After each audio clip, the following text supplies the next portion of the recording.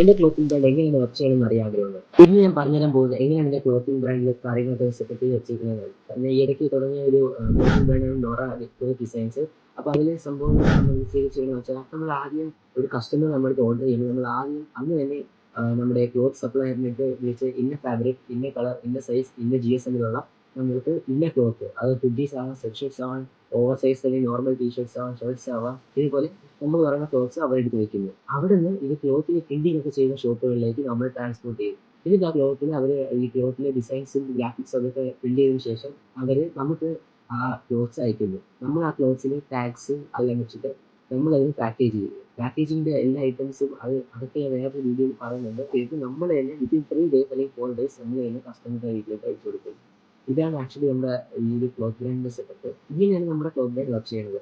അപ്പോൾ ഇതേപോലെ കുറേ കണ്ടന്റ് നമ്മൾ ഡേ 1, ഡേ 2, ഡേ 3, ഡേ 4 ആയിട്ട് ഇങ്ങനെ പോകുന്നുണ്ട്. അപ്പോൾ നിങ്ങൾ ഇപ്പോൾ തന്നെ ഇൻസ്റ്റയിൽ കാണണമെങ്കിൽ നിങ്ങൾ ഇപ്പോൾ തന്നെ ഈ നോറ ക്ലോത്ത് ഡിസൈൻസ് അതേപോലെ ഈ അക്കൗണ്ട് ഇപ്പോൾ തന്നെ ഫോളോ ചെയ്യുക. ഇപ്പോൾ തന്നെ ലൈക്ക് ചെയ്യുക, ഷെയർ ചെയ്യുക. ഈ വീഡിയോ കാണാം. ബൈ.